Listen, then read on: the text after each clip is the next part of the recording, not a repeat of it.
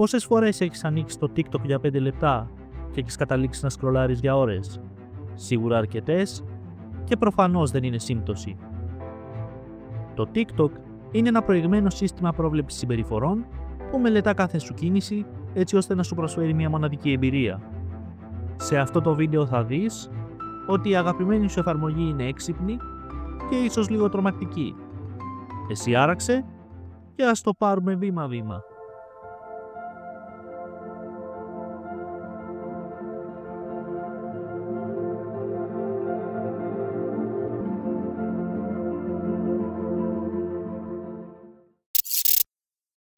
Η αρχική σελίδα ή αλλιώς For You page βρίσκεται στην καρδιά της εφαρμογής και είναι μοναδική για κάθε χρήστη. Αυτό σημαίνει ότι ο Χάρης, ο αδερφός του ο Πέτρος και ο πατέρας του ο Βαγγέλης βλέπουν διαφορετικό περιεχόμενο σύμφωνα με τα ενδιαφέροντά τους. Την πρώτη φορά που ανοίγεις την εφαρμογή, ο αλγόριθμος δεν έχει ιδέα για το τι σου αρέσει. Βγάζει λοιπόν έξω τα μεγάλα όπλα. Χορευτικές προκλήσεις, γάτες και γενικά βίντεο που έγιναν viral. Τα βίντεο αυτά λειτουργούν σαν δόλωμα. Εσύ το μόνο που έχεις να κάνεις είναι να τσιμπήσεις. Μία μικρή παύση είναι αρκετή. Έτσι η εφαρμογή αρχίζει να μελετά αυτό το βίντεο. Ποιος το ανέβασε? Τι hashtag χρησιμοποίησε? Τι γράφει λεζάντα? Τι soundtrack παίζει? Το βίντεο αυτό διαμορφώνει την αρχική σου σελίδα αφού λειτουργεί σαν μια πρώτη εκτίμηση των προτιμήσεών σου. Αυτό όμως είναι μόνο η αρχή. Σύμφωνα με το CEO του TikTok, η εφαρμογή δεν ζητά από τους χρήστες να βαθμολογήσουν το περιεχόμενο, αφού οι χρήστες ψηφίζουν με τα δάχτυλα.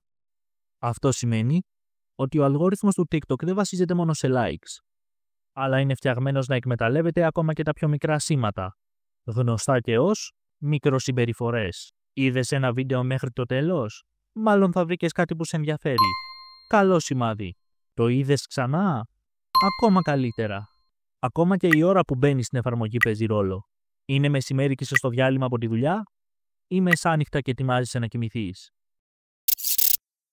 Εσύ αλληλεπιδράς με ένα βίντεο, αλλά πώς ο αλγόριθμος το εκμεταλλεύεται? Ας δούμε κάποια σενάρια. Ας πάρουμε για παράδειγμα το Χάρη, στον οποίο αρέσει ο χορός και τείνει να αλληλεπιδρά και να αφήνει θετικά σχόλια στα βίντεο χορού.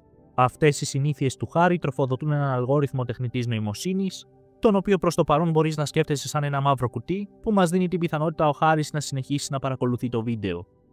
Τώρα δείχνουμε ένα νέο βίντεο στο Χάρη. Βίντεο χορού. Αυτό που περιμένουμε από το μαύρο κουτί είναι να μας δώσει μια σχετικά υψηλή πιθανότητα παρακολούθησης. Τώρα έστω ότι του δείχνουμε ένα βίντεο με γάτες, τις οποίες ξέρουμε ότι ο Χάρης δεν συμπαθεί και πάρα πολύ. Αυτό που περιμένουμε από το μαύρο κουτί είναι να μας δώσει μια σχετικά χαμηλή πιθανότητα παρακολούθησης. Τι έχει όμως μέσα αυτό το μαύρο κουτί? Υπάρχει ένα σύστημα collaborative filtering. Στην ουσία σκέψου ότι έχουμε ένα πίνακα που οι γραμμές είναι οι χρήστες, οι στήλες είναι τα βίντεο και έχουμε κάποιες από τις αντιδράσεις των χρηστών σε μερικά βίντεο. Για να κάνουμε τη ζωή μας απλή, ας χωρίσουμε τις αντιδράσεις των χρηστών και τον συνδυασμό τους σε δράσεις που αυξάνουν ή μειώνουν την πιθανότητα παρακολούθησης. Έτσι έχουμε ένα πίνακα που μας λέει το πόσο πιθανό είναι ο χρήστης να συνεχίσει να παρακολουθεί. Τι γίνεται όμως με τα κενά κελιά? Η βασική ιδέα είναι ότι χρήστες με παρόμοιες συνήθειες έχουν και παρόμοιες προτιμήσεις. Βλέπουμε λοιπόν ότι ο Χάρης έχει ίδιες συνήθειες με τη Βούλα και τη Σούλα. Και δεδομένου ότι αυτές αντέδρασαν θετικά στο βίντεο με το ταγκό, αναμένουμε και ο Χάρης να κάνει το ίδιο. Από την άλλη πλευρά, ο Πέτρος έχει ίδιες συνήθειες με το Βαγγέλη. Οπότε περιμένουμε να μην αντιδράσει θετικά στο αντίστοιχο βίντεο. Για τον ίδιο λόγο, αναμένουμε ο Βαγγέλης να αντιδράσει θετικά στο βίντεο με το ποδόσφαιρο. Τέλος, η Σούλα φαίνεται να έχει ίδιες προτιμήσεις με το Χάρη και τη Βούλα. Αυτό που πρέπει να καταλάβεις είναι ότι η εφαρμογή εστιάζει στο πώς συμπεριφέρεσαι, αλλά όχι στο γιατί συμπεριφέρεσαι έτσι. Για παράδειγμα, στο Χάρη μπορεί να μην αρέσει το ποδόσφαιρο επειδή η ομάδα του έχει να πάρει πρωτάθλημα τα τελευταία 10 χρόνια. Ενώ η Βούλα μπορεί απλά να προτιμάει το μπάσκετ. Ομοίως, του Βαγγέλη μπορεί να μην του αρέσει το τάγκο επειδή στη Θήβα μαθαίνανε μόνο τσάμικο, ενώ του Πέτρου να του θυμίζει μια παλιά του αγάπη χορεύτρια. Στο τέλος της μέρας, ο στόχος του αλγορίθμου είναι να ομαδοποιήσει τα άτομα όχι τόσο με βάση την ηλικία ή το φύλο, αλλά περισσότερο με βάση τις προτιμήσεις τους. Και αυτό δεν το κάνει μόνο για 5 άτομα, αλλά για εκατομμύρια. Γιατί όμως δεν μπορείς να ξεκολλήσεις με τίποτα από την εφαρμογή? Εδώ είναι που το πράγμα γίνεται έξυπνο. Πάμε να δούμε 2 παραδείγματα. Έχουμε τον Χάρη, για τον οποίο πλέον πρέπει να σου είναι δεδομένο ότι του αρέσει ο χορός και συχαίνεται τις γάτες. Δείχνουμε λοιπόν στο Χάρη ένα βίντεο με χορό. Όλα πάνε καλά. Ο Χάρης βλέπει το βίντεο, βλέπει και το επόμενο, και 20 λεπτά μετά, αφού βλέπει μόνο βίντεο χορού, εγκαταλείπει την εφαρμογή γιατί πολύ απλά βαρέθηκε να βλέπει άλλα βίντεο με χορό. Τώρα σκέψου ότι ξεκινάμε δείχνοντας ένα τυχαίο βίντεο στο Χάρη, το οποίο μπορεί και να μην του αρέσει. Στην αρχή δεν υπάρχει μεγάλο πρόβλημα αφού ο Χάρης μένει. Αλλά 10 λεπτά και βλέποντας μόνο τυχαία βίντεο, ο Χάρης εγκαταλείπει την εφαρμογή αφού δεν βρίσκει τίποτα που να τον ενδιαφέρει. Στην πρώτη περίπτωση βλέπουμε μια στρατηγική εκμετάλλευσης. Αφού η εφαρμογή εκμεταλλεύεται τις πληροφορίες που έχει για το χρήστη έτσι ώστε να του κάνει προτάσεις, ενώ στη δεύτερη περίπτωση βλέπουμε μια στρατηγική εξερεύνησης. Αφού η εφαρμογή κάνει προτάσεις στο χρήστη, αγνοώντας τις πληροφορίες που έχει για αυτόν. Και στις 2 όμως περιπτώσεις βλέπουμε ότι ο χρήστης ξεκινά από μια κατάσταση αυξημένης πιθανότητας παρακολούθησης και καταλήγει σε μια κατάσταση μειωμένης πιθανότητας παρακολούθησης, ανεξαρτήτως των βίντεο. Πώς όμως αντιμετωπίζει η εφαρμογή αυτό το πρόβλημα?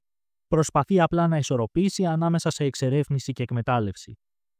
Αυτό μπορείς να το καταλάβεις και στη δική σου αρχική σελίδα, αφού βλέπεις βίντεο που σου αρέσουν σε μεγάλο βαθμό και κάπου ξεπετάγεται και κάποιο τυχαίο. Αν τώρα εσύ αλληλεπιδράσεις θετικά με κάποιο από αυτά τα τυχαία βίντεο, η εφαρμογή το σημειώνει.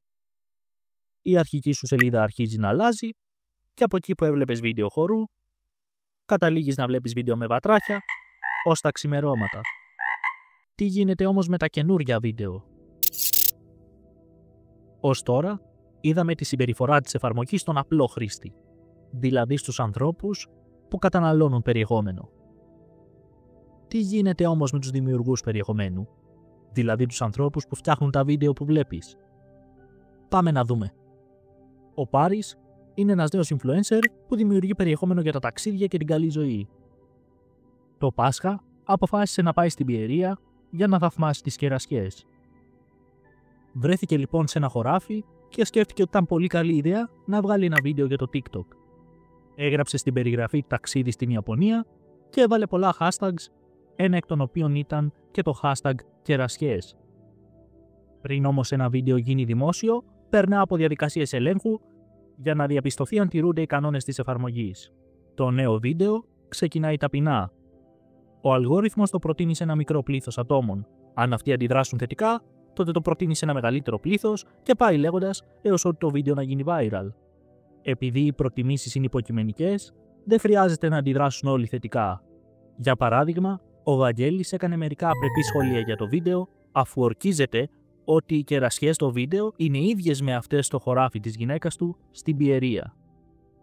Τώρα, στην περίπτωση που το πρώτο group δεν αντιδράσει θετικά, ο αλγόριθμος μειώνει το πλήθος των ατόμων που το προτείνει έως ότου το βίντεο χαθεί.